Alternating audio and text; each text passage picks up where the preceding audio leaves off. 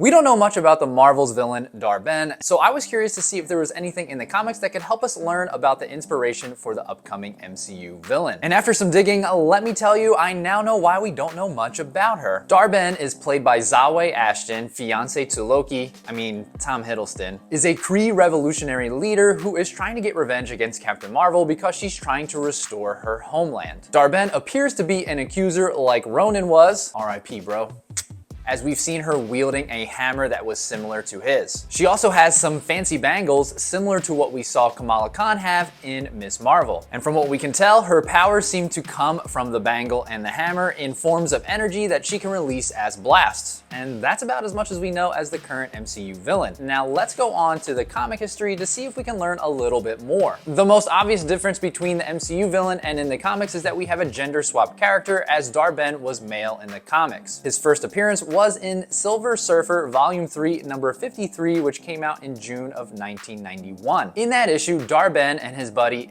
Dan, who looks weirdly like a combination of Colossus and Captain Planet, wanted to publicly assassinate the puppet Kree leader, Clumsy Fallop, what a name. But they couldn't actually do the killing because they wanted the Kree people to follow them, so this is what they did. They ended up having some scientists help them create a robotic version of the Silver Surfer. As this robotic version of the Silver Surfer goes through security with ease in an attempt to assassinate Clumsy Fallop, he says that the Skrulls are the ones who sent him, which again, making sure that they don't find out that Dan and Dar-Benn are the ones behind this plot. The Silver Surfer easily obliterates Clumsy Fallop, and then lo and behold, Dan and Dar-Benn come to the rescue and blast the Silver Surfer, and then they basically say that they are going to be the ones who are going to take over the Kree people. Dar-Benn's second comic appearance was in Avengers Volume 1, number 346, which was part of Operation Galactic Storm. Basically, he and Dan are now leading the Kree people. However, the Supreme Intelligence is plotting to take over the Kree Empire. The Supreme Intelligence basically plots a war between the Kree, the Skrulls, and the Shi'ar. The Avengers find out about this and they're trying to stop the war from just taking over the entire galaxy. So the Avengers show up on scene, and in an effort to lie to the Kree people, the Supreme Intelligence creates the Star Force, which are a bunch of Kree warriors. He tells them that the Avengers are invading. He wants them, as in the Star Force, to stop the Avengers. So they all show up together at this one point. We see Dan and Dar-Benn show up and they're like, who the heck are all these people? Basically, they say everyone needs to die. They don't even recognize Star Force as their own Kree people. And then out of nowhere, Deathbird from the Shi'ar shows up, kills Dan, and then we also see her immediately kill Dar-Benn. Yep, just like that, after 2 comic appearances, you've seen the essential rise and fall